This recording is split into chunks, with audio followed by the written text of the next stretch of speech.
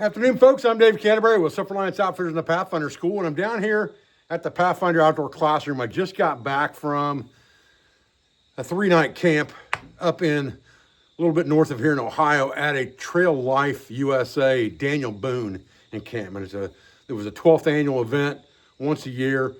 We went up there and did some teaching, did some vending, things like that. And I just got back from that on Sunday. And I thought that what I would do today is I've got a squirrel camp coming up here that starts on Wednesday of this week. So I'm not going to get a lot of video production in, but I want to try to get some stuff done for you guys in the meantime that might interest everyone.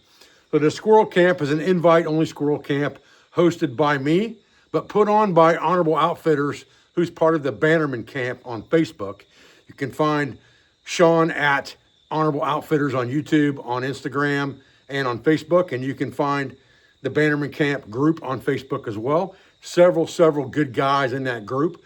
And that's basically where the guys are coming from that are invited to the squirrel camp. We got about a dozen people coming out here. It's limited to a certain number because of the guns being fired out here in this area. So I want to make sure that we're safe. So this year, I think we've got 13 people coming to the squirrel camp. And it'll be a Wednesday to Sunday camp that will be all in what I would say historically accurate as possible clothing, accoutrements, and equipment from that classic camping era of 1890 to 1939. You kind of pick your poison there, okay? So what I wanted to do today was I'm kind of getting my gear together for that squirrel camp. But what I wanted to discuss with you is first, I want to make this kind of a two-part video, because the first part of this video, I'm going to discuss with you kind of what I'm taking for squirrel camp. And I'm going to go kind of ultra light this year, or lighter than I did last year. I had a pretty good size setup last year. I'm going to go a little lighter this year.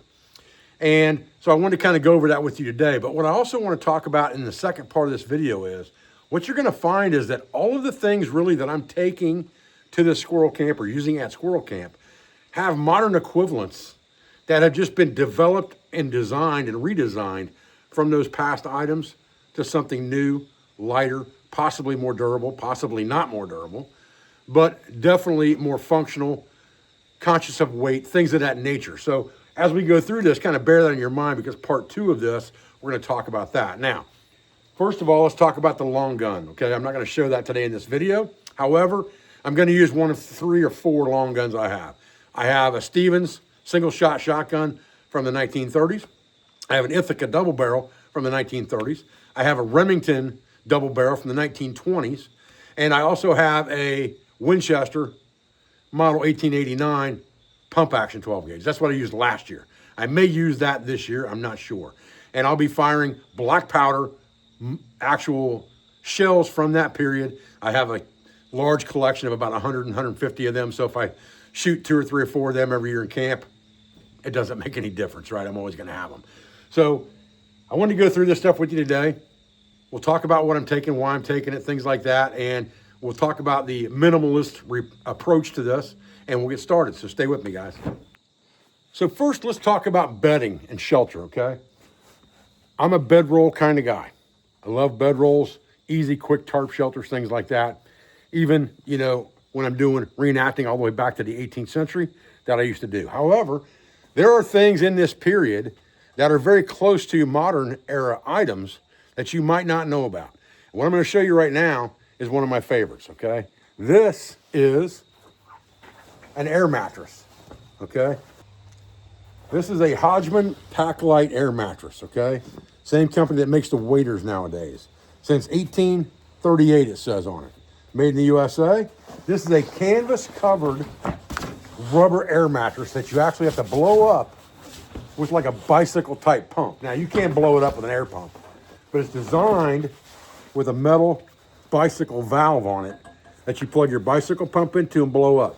There's also a Hodgman foot pump that you can hook to this and push with your foot. And I found one of those recently from another gentleman on the Bannerman page. He's actually bringing it to me at Squirrel Camp so that I can purchase it from him to have it for this air mattress. But I will tell you, this is not your atypical air mattress from this day and age, okay? This thing is solid canvas and rubber. It's heavy duty. You're probably not going to tear it up. And it's heavier than the air mattresses made today, obviously, because it's canvas and rubber. but at the same time, it is the most comfortable air mattress I've ever seen. It is unbelievably comfortable, and it is definitely, you know, something that would have been available in that time period. L.O. Bean made air mattresses. Several tent and awning companies made air mattresses back in that day.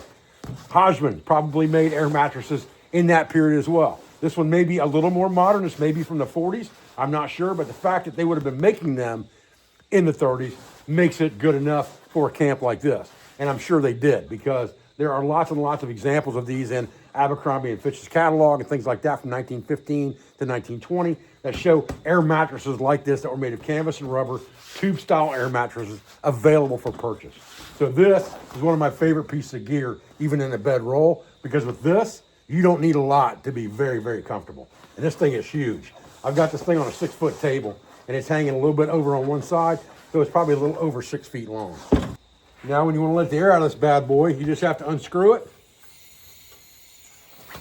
and it will begin to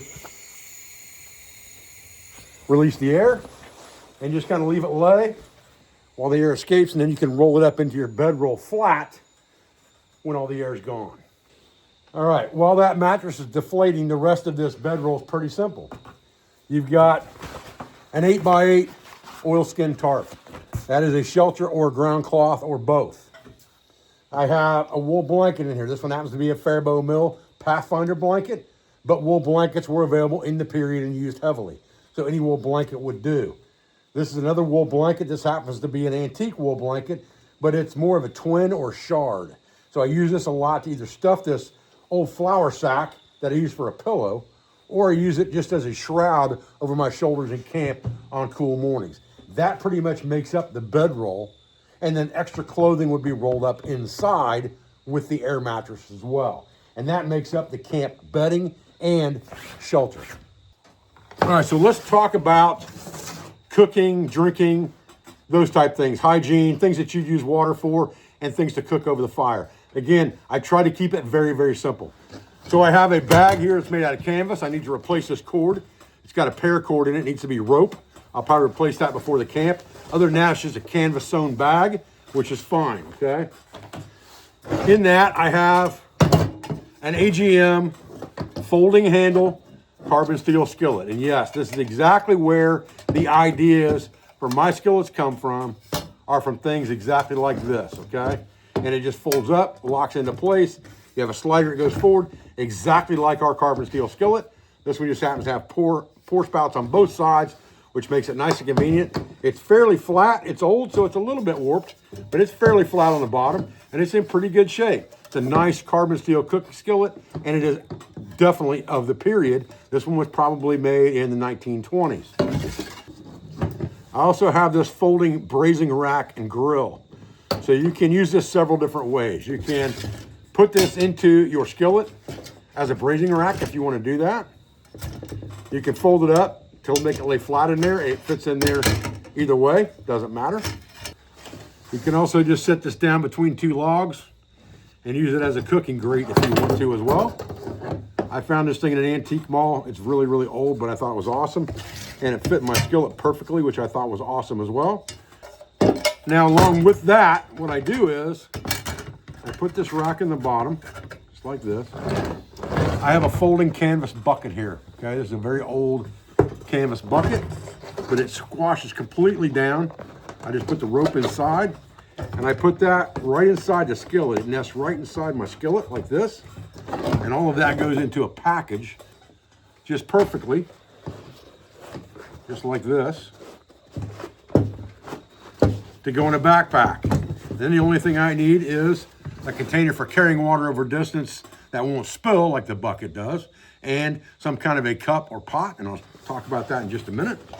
I'm gonna take this out of here for the moment and set it aside because this bucket needs to dry out. I had some liquid in it, making sure that it didn't develop any leaks over time before camp here. So I need to let it sit and dry out on the table here, away from my skillet. All right, I have a thermos, and this is just for making coffee and carrying it off into the woods to hunt. It's nothing complicated. It's an old actual thermos, brand thermos, probably from the 1920s, 1930s. Got a cork stopper in it, glass liner in it. But old and beat up. It still works great. Stuff it down in the backpack in the morning before you go hunting. You're ready to rock and roll. I just have a rag here, a camp rag, scarf. Anything you'd use a bandana or shamag for, I can use that for. I have a National Safety First Aid Kit here that's got modern items in it. It's just got a old style tin so that I have a first aid kit in camp. In case anybody were to get hurt in squirrel camp, I have a handy first aid kit ready. This is one of my favorite items, okay? This is a can of kerosene. And in this tin, I have a small Dietz. Again, the paracord needs to come out of this. It needs to turn into rope. But this bag is made for this Dietz kerosene lantern. This is a Dietz Scout kerosene lantern. They call them skater's lanterns, but they're perfect for a small lantern in camp. And again, you know, I had someone make this bag from Tac Survival. Made this bag for me. And this bag sits down inside this tin, and I found it separately as well. At another point in time, you can't really tie the bag up, put it in there. You have to kind of push it around it so that the lid goes on this tin. But it gives you a nice secure place to carry that lantern in a backpack so that it can't get broken, okay? So that's the perfect thing to use with just a small can of kerosene, and you're ready to go for a weekend, okay? I've got a small tin of lard here. Now, the only other thing I've got here is I have the pack I'm going to use is my Duluth 1920. This is the pack that was designed by me, made by Tom Sega when he owned Duluth Pack Company. It's now produced as the Pathfinder 1920 pack. All leather straps, everything else, just like an original Duluth pack from the old days. And it is larger than the Scout pack and about the size, a little larger width-wise than the 51, but not as big as a canoe pack. And it is designed after the packs that were pictured in books like Horace Kephart's Woodcraft and Camping. It's plenty big enough to put peripheral camp items in. Now, this is a World War I utility belt. Very, very common back in the day for that to have occurred, for them to have taken something from the war era like World War I, especially when surplus, like Bannerman surplus, was starting to come into play and onto the market. A lot of hunters bought that Army surplus just like they do today. Outdoorsmen bought Army surplus just like they do today. So I've got a World War I canteen and cup here, both originals from 1918. I have an original belt here. This holster is a reproduction holster, but this 38 Smith & Wesson 1904 model pre-victory is an original, okay? So that is my sidearm of choice. And then I will have, again, the long gun that we talked about, one of those 4 long guns. I'll wear this on my belt. I have not selected the knife I'm going to carry yet. It'll probably just be an old Case XX butcher knife or something like that, or an old Marbles belt knife. And then I'll have my pocket accoutrements that we'll talk about, I'm sure, at Squirrel Camp in some type of video where we all do a pocket dump. Now you can see there's that air mattress, perfectly flat, folded in half. And now you can just roll it up in your bedroll and you've got it. All you've got to have is a way to inflate it on the other end. But this is a very, very good bedroll mattress, very good mattress for sleeping on. I don't care what period you're reenacting or when you're hunting, this mattress is awesome. And I can tell you that with conveyance, it's an awesome mattress no matter what, for sure, even in the modern day. So now we just got to fold this together, roll it up. We got plenty of videos on that. There's no sense in wasting your time with a bedroll video. So I just wanted to kind of show you this mattress and how it goes together with this bedroll. All right, guys, so that was really just a kind of a quick video to show you kind of what's going to go in my pack along with some food, what's going to go in my bedroll, and what firearms I'm going to take to Squirrel Camp this weekend. Again, there'll be some videos from that camp, especially some reels, things like that, to come out of that with all of our pocket dumps like we did last year. There'll be several YouTubers there. James Bender's going to be there for Waypoint Survival. Sarge Vining's going to be there. Honorable Outfitters, Sean Dyer's going to be there. I'm going to be there. There's going to be video shot, and there'll be plenty of stuff going up about the Squirrel Camp this weekend. So I just wanted to touch on this real quick with you, but my main reason for doing this was I want to follow this up with a video kind of comparing and contrasting so you could see that we really haven't changed that much if you pare your equipment down to the minimum. And there's a lot more than the minimum here. no question about that. But if I were to leave this great big jug behind, leave this thermos behind, shove the rest of the stuff in my backpack and just carry a bedroll into a camp and drop it and go hunting, I got plenty, no question about it. So I appreciate your views. I appreciate your support. I thank you for everything you do for our school, for family, and for business. For all of our sponsors, instructors, affiliates, and friends, we hope to see you at a class in 2026. Check out our schedule, selfrelianceoutfitters.com, under the training tab, and I'll see you on the next video. Thanks, guys.